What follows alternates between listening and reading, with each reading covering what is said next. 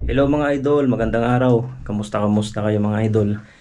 Pasensya na busy kasi hindi ako nakapag-upload ng videos, kahit short videos mga idol. Siyempre hindi tayo anak ng kontraktor. Ayan, ito, busy kasi nga nag-aayos ako ng mga requirements.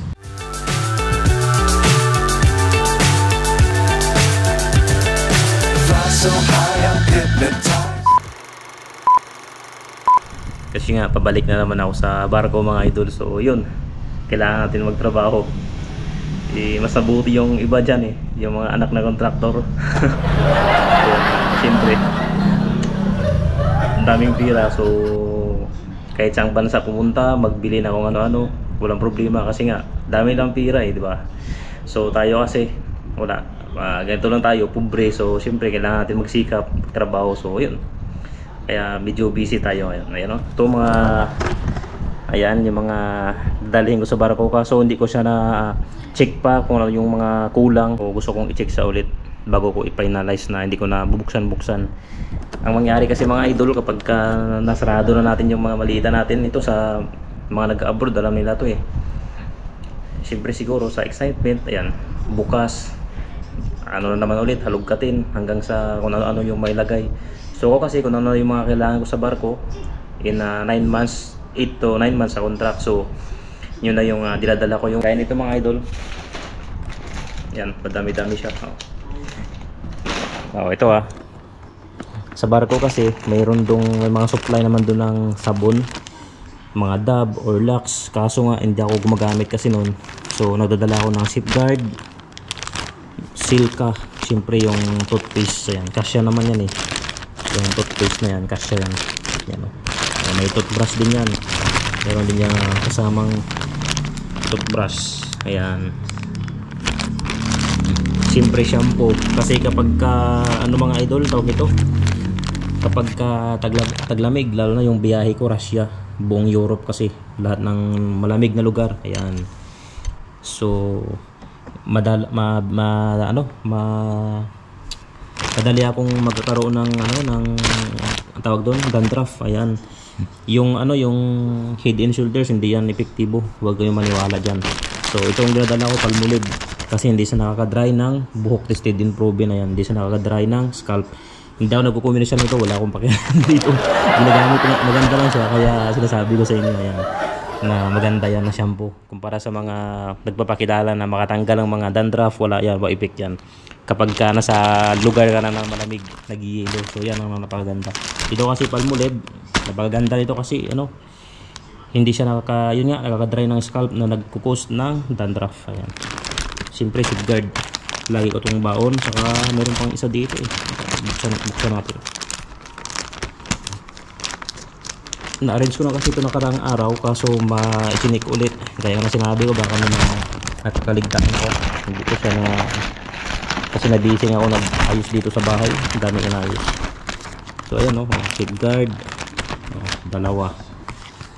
Saka Dr. Iswong, yan, sulfur soap. So maganda rin to mga idol. Yan,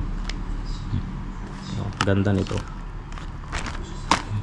So tatlo lang yung dinala ko na Safeguard bag. Tatlo lang kasi nga hindi ko naman yan gagamitin talaga na buo, hatiin ko yan, so magiging 6 yan. So ito naman ang Silka is 4. So sa 4 na yan, hatiin ko din yan mga idol, hatiin ko din, so magiging 8 yan. So kada isang buwan, isang piraso, isang hati. So magiging pasok sa 9 months. Ayan, ganun lang yung pag dami pala, 5 pala yung nadala ko. Ayan, sakto yan, may extra pa yan. Siyempre toothpaste, double to sa loob. Ayan, saka isang extra. And toothbrush, 4. Yung 4 yung toothbrush ko din. Meron pa ako sa bag na dinadala din. Nagdadala ko niyan sa bag pag kasi plano, kasi pag nagbibiyahe nagtututbrush ako. So yun, ito namang 4 para yan sa gagamitin ko pang extra doon na magamit sa barko. Good for 8 to 9 months. Then yung mga extra bag, Ito lang yung malita ko, hindi ako nagdadala ng malita. Yung unang paggano ko ng barko mga idol, yung unang kong sakay, yung magsiman. So madami akong dinadala, kaso siyempre sa katagalan na rin, parang kakapagod na magdala ng marami. So mas maganda isa lang at isang bag. Ayan, yun yung bag ko,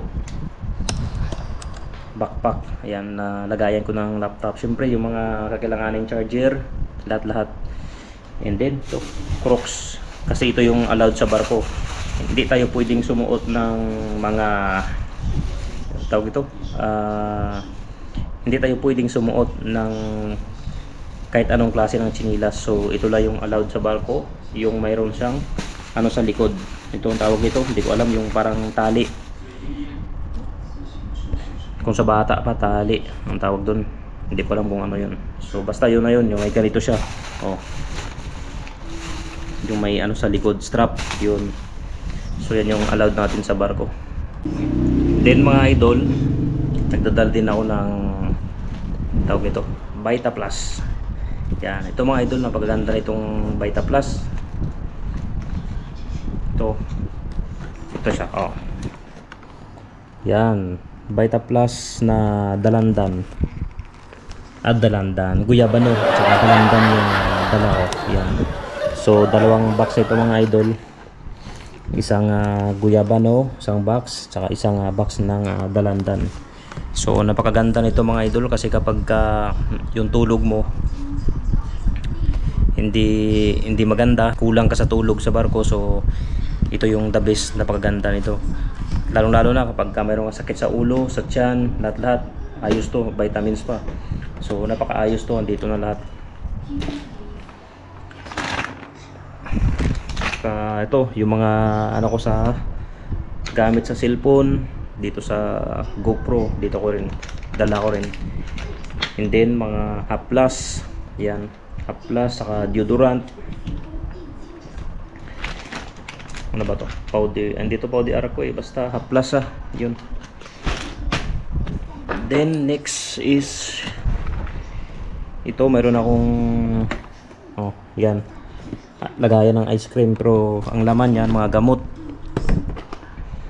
Mayroon namang mga gamot sa barko mga idol, kaso nga lang yung mga pangalan din namin alam kasi Chinese. So nagdadala kami ng galing talaga dito sa Pilipinas. Halos karamihan, lahat ng mga seaman ganitong ginagawa, nagdadala talaga ng gamot na dito galing sa atin. Kasi nga yung mga ano sa barko, yung mga gamot doon, yung pangalan Chinese, hindi mabasa, so hindi natin maintindihan kung anong klase yun. Mamaya instead na gumaling tayo, lumala pa. Yan. So ito lang naman, mga basic lang naman yung gamot na ano, yan, paracetamol, biogesic, ayan, carbocisteine, ayan, Sulmux. Pag sa ito naman sa ubo to, halimbawa may mga allergic ka or sa lamig, syempre. And then ito maganda to mga idol, Sindex. Ayan, Sindex ito kapag sa sipon, maayos yan. Siyempre the best to. Ayan yung iniinom kong tea.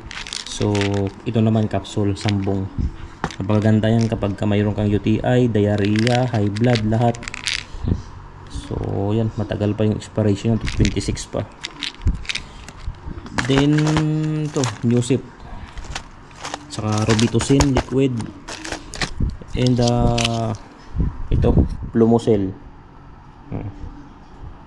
Plumocel yan, maayos to kasi kapag may ano ka sa lalamunan, uubuhin ka or makati yung lalamunan mo, tutubig lang, ilagay mo lang sa tubig, inumin mo, napakaayos, epektibo siya.